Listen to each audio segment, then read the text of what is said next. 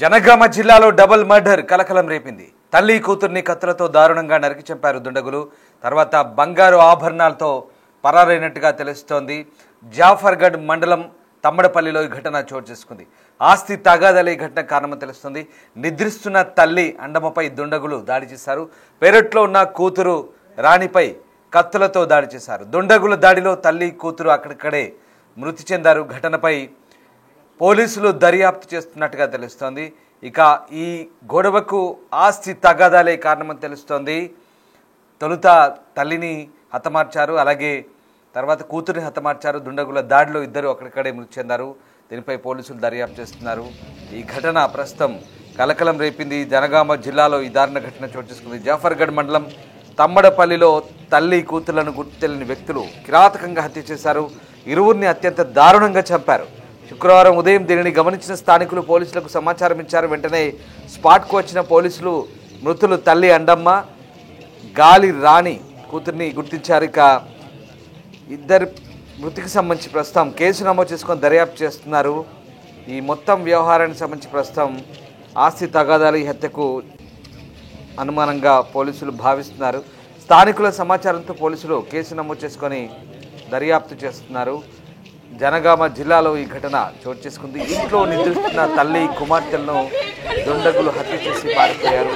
దీంతో ఈ ఘటన స్థానికంగా కలకలం రేపింది. వేణు ఆన్లైన్లో జాయిన్ అయ్యారు. వేణు, జనగామ జిల్లాలో ఇద్దరు తల్లి కూతులను చాలా కిరాతకంగా హతమార్చారు. కారణం ఏంటి? ఆస్తి తగాదాలు ఏమైనా కారణమా, లేదా ఇతరత్ర కలహాలు ఏమైనా ఉన్నాయా? పోలీసులు దర్యాప్తులో ఎలాంటి వివరాలు వెల్లడించే అవకాశం ఉంది? డబుల్ మర్డర్కి సంబంధించి పోలీసులకు ఎటువంటి ప్రాథమిక ఆధారాలు కూడా లభించలేదు. అయితే ఇద్దరిని కూడా దోపిడి దొంగలు దొంగతనం కోసం వచ్చి చంపుతుంటారంటూ కూడా పోలీసులు భావిస్తున్నారు. మరోవైపు ఈ కుటుంబానికి సంబంధించి ఎవరైనా ఆస్తికి సంబంధించిన విషయాల లోపల గొడవలు ఉన్నాయా, ఆ పలి వాళ్ళకి సంబంధించి ఏదైనా గతం లోపల ఇద్దరి మధ్య వాగ్వాదాలు జరిగిన సంఘటన దానిపైన ప్రస్తుతం పోలీసులు ఫోకస్ చేశారు.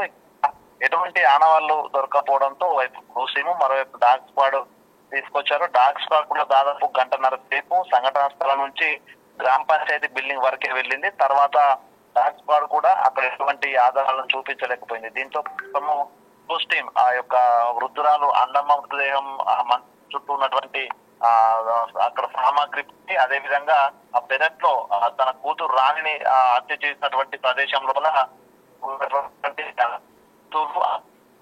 రాళ్ళు వేలుమురొచ్చనేయంతో ప్రస్తుతం అయితే ఆ ఫింగర్ ప్రింట్ టీము ఆ ఆధారాలు అయితే సేకరించిన పరిస్థితి. ఇక గ్రామస్తులు కూడా దీనికి సంబంధించి ఏ విషయాన్ని కానీ చెప్పలేకపోతుంది. ఎందుకంటే నిన్న రాత్రి నుంచి భారీ వర్షం కురిసింది. ఆ తర్వాత పూర్తిగా కరెంటు కూడా లేకపోవడంతో చిమ్మ చీకటిగా ఉంది. మరోవైపు ఈ ఇద్దరు ఉండేటువంటి ఇల్లు కూడా ఊరికి చివరిలో ఉంటుంది. సో అంటే అక్కడికి ఎవరొచ్చినా వెళ్ళినా కూడా గ్రామస్తులు గమనించే అవకాశం లేదు. ఇక నిన్న పూర్తి చీకట్లో ఉండడంతో కూడా ఎవరు వచ్చినా కూడా చూసినా కూడా వాళ్ళ ఆధారాలు చెప్పే పరిస్థితి ఉండదు. సో ఇట్లాంటి పరిస్థితుల్లో ఈ కేసు అయితే ప్రస్తుతము జఫర్గఢ్ పోలీసులకు ఛాలెంజింగ్ అయితే మారింది. ప్రస్తుతం ఏసీపీ కూడా సంఘటనా స్థానానికి వచ్చారు. అక్కడ పూర్తి వివరాలు సేకరిస్తున్నారు. ఇక ఈ రాణి ఎవరైతే హత్యకు గురైన రాణి ఉన్నారో తనకు కొడుకు కుమార్తె ఉండగా వాళ్ళ ఫ్యామిలీస్ అన్ని కూడా హైదరాబాద్ లో ఉంటాయి. రాణి అక్కడ ఉన్న వ్యవసాయ పొలం చూసుకుంటుంది. తన తల్లిని కూడా తీసుకొచ్చి తన ఇంటి వద్దనే ఉంచుకుంటుంది. అంటే ఇద్దరిని ఇదే విధంగా కరెంట్ లేని సమయము, పూర్తిగా ఎవరు గమనించిన సమయం చూసుకొని వీళ్ళని మర్డర్ చేశారంటే తెలిసిన వ్యక్తులైనటువంటిది మాత్రం ప్రస్తుతం పోలీసులు ప్రాథమికంగా భావిస్తున్నారు. ఇక ఈ ఇద్దరి ఉదయం పూట ఆ ఇంటికి ఒక పని మనిషి వచ్చింది. పని మనిషి డోరు తీసుకొని ఇంటికి వెళ్ళిన తర్వాత ఆ మంచంపై అండమ్మ రక్తపు మడుగులతో ఉండడంతో తను దాదాపు 80 సంవత్సరాల పైగా ఉంటుంది కాబట్టి తనకి ఏదైనా వ్యాధితో చనిపోవచ్చు అంటూ భావించి ఆర్ఎంపీ తీసుకొచ్చారు. సో ఆర్ఎంపీ కూడా తనకు పరీక్షలు చేసి చనిపోయిందని చెప్పిన తర్వాత కూతురు జాడ కోసం వెతికి అయితే కూతుర్ని ఆ పెరట్లో ఉన్నటువంటి చెట్టు వద్ద చంపి తనపై ఒక పరద కప్పి ఆ పరదపై ఒక బండరాయి పెట్టి ఉంచి వెళ్ళిపోయారు. అంటే అక్కడ వెతికినటువంటి గ్రామస్తులకు కూడా తర్వాత రాణి తన కూతురు మృతదేహం లభించలేదు. మొదటగా కూతురే తల్లిని చంపుండొచ్చేటువంటి భావన కూడా గ్రామస్తులకు కలిగింది. కానీ వెతికిన తర్వాత ఆ ఒక పత్రి తీసి చూస్తే దాని కింద రాణి శవం కనపడడంతో ఇద్దరిని హతమార్చి వెళ్లారు దుండగులు అనేది అయితే ప్రస్తుతము ఒక సంచలనంగా మారింది. మరోవైపు ఈ గ్రామంలో శివారు లోపల అడపదడప గంజాయి బ్యాచ్లు వచ్చి ఆ గంజాయి సేవిస్తూ హంగామా చేస్తున్నటువంటిది ఒక ఆ విషయం కూడా వెలుగులోకి వచ్చింది. దీంతో ఎవరైనా దోపిడి దొంగలు గంజాయి మత్తులు ఉన్నటువంటి ముఠాలు వచ్చి హత్య చేయొచ్చు అని తెలుస్తుంది. ఎందుకంటే రాణి మెడ లోపల బంగారు గొలుసు కూడా మాయమైంది కాబట్టి తన వద్ద దొంగతనం కోసం వచ్చి ఇద్దరే వృద్ధులు ఉంటారు కాబట్టి దోపిడీ చేయొచ్చనే ఆలోచనతో వచ్చి వీళ్ళు పెనుగులాడడంతో ఇద్దరిని చంపేసి వెళ్లి ఉంటారా అనేటువంటిది కూడా ప్రస్తుతము పోలీసులు విచారణ చేస్తున్నారు. ఏదేమైనా కూడా ఫింగర్ ప్రింట్ ద్వారా ఏదైనా క్లోజ్ దొరికితేనే తప్ప ఈ డబుల్ మర్డర్ కేసు లోపల పోలీసులు పురోగతి సాధించే అవకాశం అయితే లేదు. ఇక మరికొద్ది సేపట్లో ఆ ఊరికి చివరిలో కొంత సీసీ కెమెరాలు కూడా ఉన్నట్లు కూడా తెలుస్తుంది, ప్రైవేటు షాప్స్ కు సంబంధించి. సో అవి కూడా వెరిఫై చేసుకున్న తర్వాత ఏదైనా లీడ్ దొరికితే దాన్ని బట్టి పోలీసులు విచారణ చేసే అవకాశం ఉంది. కానీ ప్రస్తుతం దొరికిన ఆధారం బట్టి చూస్తే ఎవరు హత్య చేసి ఉంటారో అసలు కారణాలు ఏందనేది మాత్రము కొంత మిస్టరీగానే మారింది. Ramraju. Yes sir, right, thank you Venu. So మొత్తం మీద జనగామ జిల్లాలో చోటు చేసుకున్న ఈ డబుల్ మర్డర్ ఇప్పుడు సంచలనం రేపుతోంది. ఎవరు హత్య చేశారు, ఎందుకు చేశారనే కోణంలో పోలీసులు ఆధారాల కోసం ప్రస్తుతం ప్రయత్నిస్తున్నారు. ఇద్దరు తల్లి కూతుర్ని కూడా అతి కిరాతకంగా హత్య చేశారు.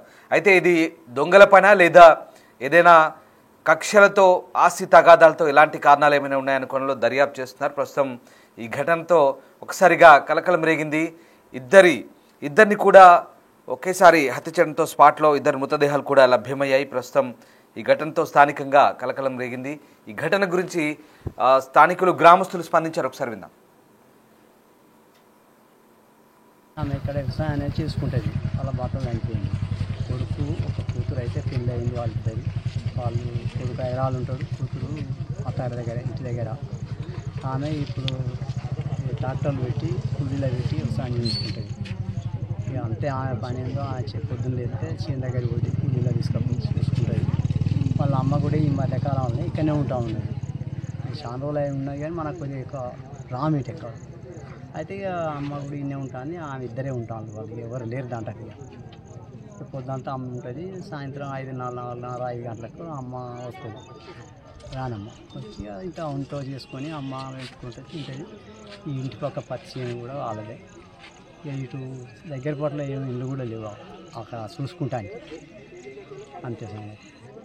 ఎట్లా జరిగింది అంటారు మర్డర్? అది ఎట్లా జరిగింది తెలియదు. తెల్లారినాక ఒక పని మనిషి అమ్మాయి వచ్చిందంట. వచ్చి చూసి ఊపిందంట. ఇటు వాడు పిలిస్తే సప్పుడు చెత్తలేదంట.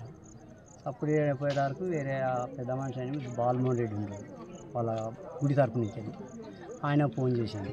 మరి ఎవరిచ్చిన ఆ నెంబర్. ఆ ఫోన్ ద్వారా ఆయనే జోజిరెడ్డి అని ఆయనే ఇద్దరు కలిసి ఇంటికి వచ్చేసారు. అమ్మ ముసలమ్మ అరే బెడ్డుగాకి చచ్చిపోయింది ఏమో అయినట్టున్నదని అప్పటికే ఆర్ఎంపీ డాక్టర్ కూడా వచ్చి ఉన్నాడు. ఆడ వచ్చిన వీళ్ళు జోజిరెడ్డిను బాలమోహన్ రెడ్డి వచ్చారు. ఇక ఇద్దరు మేము కూడా అప్పటికి అందిన ఏమైంది డాక్టర్ సాబ్ అంటే ఏమన్నా చిన్న పని అయినా నాకు ఫోన్ చేసింది.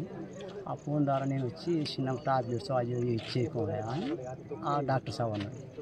ఇక అన్నాక అంతలోకే ఇక మరి ఎట్లయింది రాత్రి ఎప్పుడు అయింది అంటే మంచంలో ముసలం ఉన్నది, చెట్టు కింద వేరే మంచంలో వండుకున్నది. ఇక వండుకొని చచ్చిపోయింది. కింది బెడ్ కాదు. ఆ బెడ్ కూతురు చెట్టు కింద పడి ఉన్నది కదా. ఆమె నువ్వు చూడలే. అప్పటి వరకు ఇక ఆడ చూసినాం బెడ్ కక్కి వచ్చింది అని వీళ్ళు పని మనసులో అనుకున్నారు. ఆమె ఫోన్ ఇంట్లో ఉన్నది. ఫోన్ చేయరా ఆయన అన్నాం. ఫోన్ లేదు ఇంట్లోనే ఉన్నది అన్నారు. మళ్ళీ ఇక్కడ ఉన్నదా అక్కడ ఎక్కడ చూసారు డోర్లైన్ ఓపెన్ ఉన్నాయి. మళ్ళీ ఎక్కడ లేదంటే ఆ టవర్ కాడుకో మనిషి వాళ్ళ పని వన్స్ వచ్చేటోళ్ళు ఉరికొచ్చింది. ఆ చెట్టు కిందకి పచ్చి నీళ్ళు చుట్టూ అంతా తిరిగి ఒక గంటన్నర అయిపోయింది. ఇక ఆడ పట్టలు కట్టున్నది. ఆడ బస్తాలైన కొన్ని పట్టాలు ఉన్నాయి. ఇక మేము కూడా నా పార్టీలు వీళ్ళకి ఏమైనా గొడవలు ఉండేనా? పాలు ఎవరు లేవు, ఏం గొడవలు, వ్యవసాయ భూముల కాడ ఏం లేదు. ఇంకా ఆ డోరు తీయరా అని ఆనందం అనగానే అంటే మీ ఊర్లో సీసీ కెమెరాలు ఉన్నాయా? మరి ఆటగా లాస్ట్కి ఉన్నాయి సర్పంచ్ ఇంటి దగ్గర లాస్ట్. ఇంకా అన్నటారికే ఇలాంటి సంఘటనలు గతంలో జరిగినాయి? ఎప్పుడు లేవు, ఎప్పుడు జరగాలి. ఇక ఆడికెళ్ళి ఈ పట్టలు ఎవరు చూడలే. ఇక లాక్లు వేసుకునే ఉన్నాయని ఆనందం అన్నాడు. మేము అనగానే ఇక అంత తిరిగి లేదనుకున్నాం. మేము ఆడికెళ్ళి అటు పోయినా పోయాక రానెక్కి వచ్చింది ఆడ అని ఇద్దరు ముగ్గురు లేబర్ వస్తాను. వాళ్ళకి వచ్చే లేబర్ రానెక్క ఇప్పుడే ఆయన చెప్తాను ఆయన వచ్చిందని నేను ఇటు వచ్చాక ఒక ఆయన ఆడ వచ్చిందట. అక్కయ్య చెప్పులు అక్కయ్య అని కాలుతో అన్నాడు. ఆ చెప్పులు అని అన్నప్పుడే ఇంకొక ఆయనే కాలుతో ఇట్లా అంటారు కాలు తగిలింది అట పట్ట కింద. అరే ఇక్కడనే పట్టయింది. ఇక అప్పుడు చూసేటానికి అందరం అప్పుడే గమనించాం, ఇది ఒక హత్య అయింది, ఈ అమ్మ ముసలమ్మ ఇంట్లో బిడ్డకెక్కిపోయింది అనుకున్నాం, కానీ ఇది కాదు, ఇప్పుడు ఇది చంపిన కలిసే అని అందరూ అనుకున్నారు. అంత జనంగా వచ్చేసింది అప్పుడు. అది అంతే, ఇక అంతవరకే. అంతవరకే పోలీసు వాళ్ళకి ఇన్ఫర్మేషన్ అయినట్టు ఇక వాళ్ళు కూడా వచ్చేసారు.